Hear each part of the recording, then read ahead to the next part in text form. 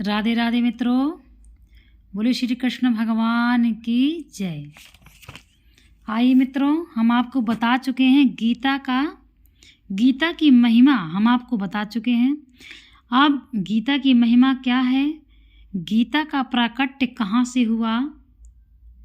18 अध्यायों में व्यक्त है हमारी गीता, महाभारत के अंदर मिला लिया गया है। अब हम आपको बताएंगे गीता का तात्पर्य क्या है। आइए समझते हैं बड़े ही सरल अनुभव से। गीता ज्ञान का अथाह समुद्र है। क्या है गीता? गीता ज्ञान का अथाह समुद्र है। इसके अंदर ज्ञान का अनंत भंडार भरा पड़ा है। गीता के अंदर ज्ञान का अनंत, जिसका कोई अंत ही नहीं है, वो भंडार है।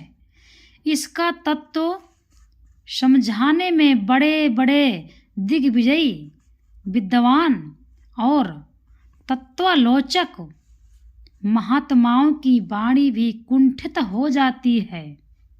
ठीक है, क्योंकि इसका पूर्ण रहस्य भगवान श्री कृष्ण ही जानते हैं।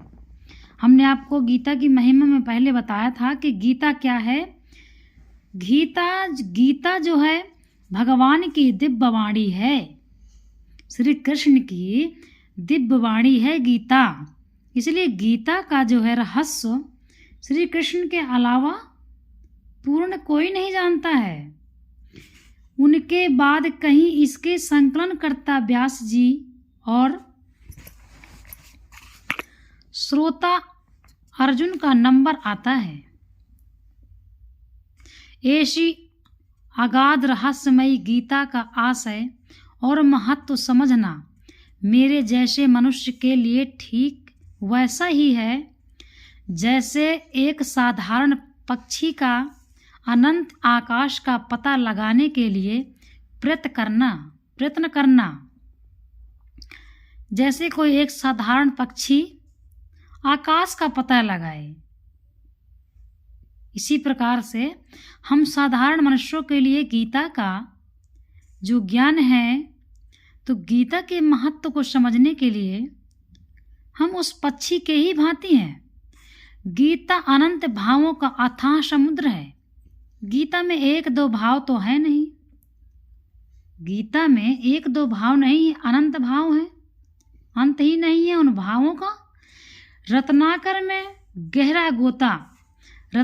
में गहरा गोता लगाने पर जैसे रत्नों की प्राप्ति होती है, वैसे ही इस गीता सागर में गहरी डुबकी लगाने से जिज्ञासुओं का नित्य नूतन विलक्षण भाव रत्न राशि की उपलब्धि होती है। मित्रों ध्यान दीजिए, गीता ही एक ऐसा मोक्ष का मार्ग है, बहुत ही सरल है, जिसको पढ़ पढ़ के मनुष्य मोक्ष के मार्ग को प्राप्त कर सकता है। कलयुग में इतने सरल उपाय हैं कि कलयुग प्रभु का नाम आधारा, सुमर सुमर नर उतरहि पारा। तो जिस प्रकार से नर इंसान मनुष्य भगवान का नाम लेंगे और गीता पढ़ेंगे, तो ये गीता स्वयं भगवान की दिव्य वाणी है। इसमें हजारों बार भगवान का नाम आएगा और जो भगवान की वाणी इसमें लिखी है और वही हम बोल रहे हैं, तब हम भगवान से दूर कहाँ। विलक्षण भाव रत्न राशि की उपलब्धि होती है। परंतु आकाश में गरुड़ भी उड़ते हैं तथा साधारण मच्छर भी। अब देखिए, इस समझने का गूढ़ विषय है। आकाश में गरुड़ भी उड़ते हैं तथा साधारण मच्छर भी। इसे के अनुसार सभी अपने अपने भावों के अनुसार कुछ अनुभव करते ही हैं।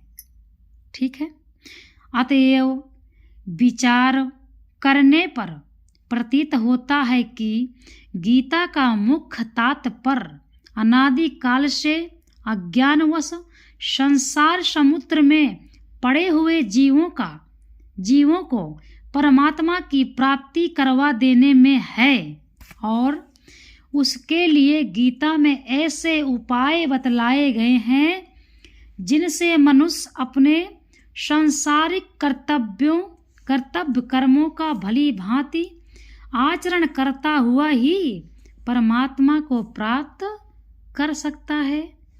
तो एक बार बोलिए श्री भक्तवत्सल भगवान की जय, श्री वेद व्यास जी महाराज की जय। व्यवहार में परमार्थ के प्रयोग की यह अद्भुत कला गीता में बतलाई गई है और अधिकारी भेद से परमात्मा की प्राप्ति के लिए इस प्रकार की 2 निष्ठाओं का प्रतिपादन किया गया है। वे 2 निष्ठाएं हैं। देखिए कौन कौन सी निष्ठाएं हैं, हम आपको बताते हैं। ज्ञान निष्ठा यानी सांख्य योग और योग निष्ठा यानी कर्म योग। तो मित्रों ज्ञान निष्ठा क्या है? सांख्य योग, ठीक है। और योग निष्ठा क्या है? कर्म योग। यहाँ यह प्रश्न होता है कि प्रायः सभी शास्त्रों में भगवान को प्राप्त करने के 3 प्रधान मार्ग बताए गए हैं। भगवान के प्राप्त करने के कौन कौन से मार्ग हैं, हमको गीता से इसका ज्ञान होएगा। तो देखिए कर्म, उपासना और ज्ञान, ऐसी दशा में गीता ने 2 ही निष्ठाएं कैसे मानी हैं? क्यों? शास्त्रों में हमको भगवान की प्राप्ति के 3 प्रधान मार्ग बतलाए गए हैं, लेकिन गीता 2 मार्ग बताती है। कैसे? क्या गीता को भक्ति का सिद्धांत मान्य नहीं है? बहुत से लोग तो गीता का उपदेश भक्ति प्रधान ही मानते हैं और यत्र यत्र भगवान के ने भक्ति का विशेष महत्व भी स्पष्ट शब्दों में कहा है। कैसे? और भक्ति के द्वारा अपनी प्राप्ति सुलभ बतलाई है। भक्ति के द्वारा अपनी प्राप्ति सुलभ बतलाई है। जब हम भगवान की भक्ति करेंगे तो हमको बहुत ही सुलभ साधारण रूप से भगवान की प्राप्ति हो सकती है। लेकिन मार्ग क्या है? भक्ति। भगवान को पाने का मार्ग क्या है? भक्ति का मार्ग। जब तक साधक या मनुष्य भक्ति के मार्ग पे नहीं चलेगा तब तक वो भगवान को प्राप्त नहीं कर सकता है। इसका उत्तर यह है,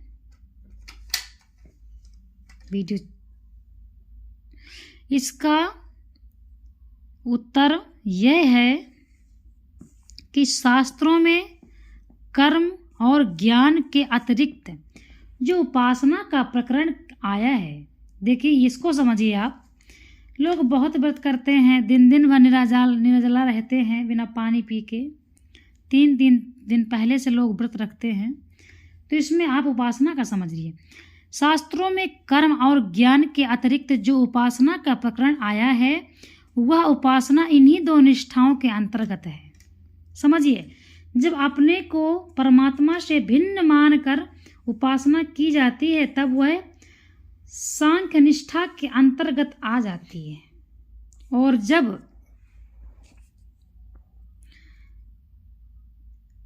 भेद दृष्टि से की जाती है तब यह योग निष्ठा के अंतर्गत मानी जाती है। अब देखिए मित्रों, बहुत ही गीता में हमको बहुत अच्छा ज्ञान प्राप्त हो रहा है। जो भी मित्रजन हमारे देख रहे हैं कृपया लाइक ज़रूर करें, सब्सक्राइब करें चैनल को, ताकि अगला वीडियो मैं आपको आप तक पहुंचा सकूं। सांख्य निष्ठा और योग निष्ठा यही मुख्य अंतर है। इसी प्रकार 13वें अध्याय के 24वें श्लोक में केवल ध्यान के द्वारा परमात्मा की प्राप्ति बतलाई गई है।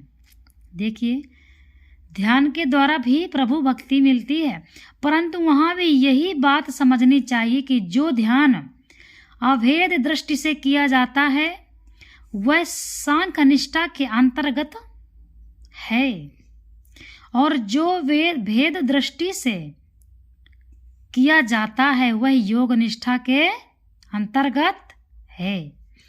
गीता ने भक्ति की भगवत प्राप्ति का प्रधान साधक माना है। लोगों की यह मान्यता है कि ठीक ही है। वैसे लोगों की यह मान्यता भी ठीक ही है। कैसे? गीता ने भक्ति को बहुत ऊंचा स्थान दिया है। गीता में जो व्यक्ति गीता पढ़ेगा वो अनायास ही भक्ति करने लगेगा। क्यों? क्योंकि गीता में भक्ति का स्थान सर्वश्रेष्ठ है, सर्वोपरि है। और स्थान पर अर्जुन भक्त बनने की आज्ञा भी दी है। देखिए, परंतु गीता ने निष्ठाएं 2 ही मानी हैं। इनमें भक्ति योग निष्ठा में शामिल है, क्योंकि भक्ति में द्वैत भाव रहता है। इसीलिए ऐसा मानना युक्ति विरुद्ध भी नहीं है। क्यों?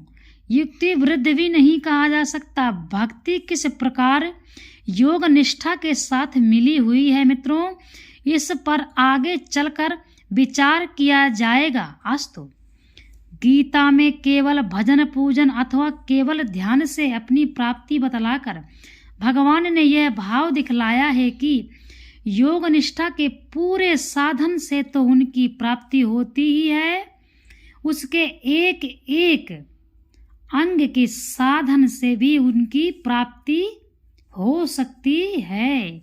बोलिए भक्तवत्सल भगवान की जय। यह उनकी कृपा ही है कि उन्होंने अपने को जीवों के लिए अपना इतना सुलभ बना दिया है। इसके अतिरिक्त गीता में ज्ञान और कर्म शब्दों का प्रयोग जिन जिन अर्थों में हुआ है वह भी विशेष रहस्यमयी है। देखिए, जो जीव है, एक मनुष्य ही ऐसा जीव है कि मनुष्य से हर पशु पक्षी कीट मकोड़ा नहीं, लेकिन मनुष्य पढ़ के भी भगवान इस गीता में पढ़ के और भगवान की भक्ति को समझ सकता है। ठीक है, तो मनुष्य अगर पढ़ सकता है, समझ सकता है, तो मनुष्य को अपने शास्त्रों के अनुसार ही चलना चाहिए। पशु पक्षियों की बात नहीं कर रही, लेकिन मनुष्य की बात जो मैं कर रही हूँ। मनुष्य को भगवान ने एक ऐसा गुण दिया है, समझने का गुण, सोचने का गुण, विचारने का गुण। इसलिए मनुष्य ही सर्वगुणोपरि है। गीता में के कर्म और कर्मयोग तथा ज्ञान और ज्ञान योग एक ही चीज नहीं है। गीता के अनुसार शास्त्र विहित कर्म ज्ञान निष्ठा और योग निष्ठा दोनों ही दृष्टि से हो सकते हैं। राधे राधे मित्रों। अब हम आपको अगला वीडियो देंगे और आप हमारे चैनल को लाइक करें, सब्सक्राइब करें। कृपया आपसे रिक्वेस्ट है कि आप इसे अच्छे से पढ़ें। राधे राधे।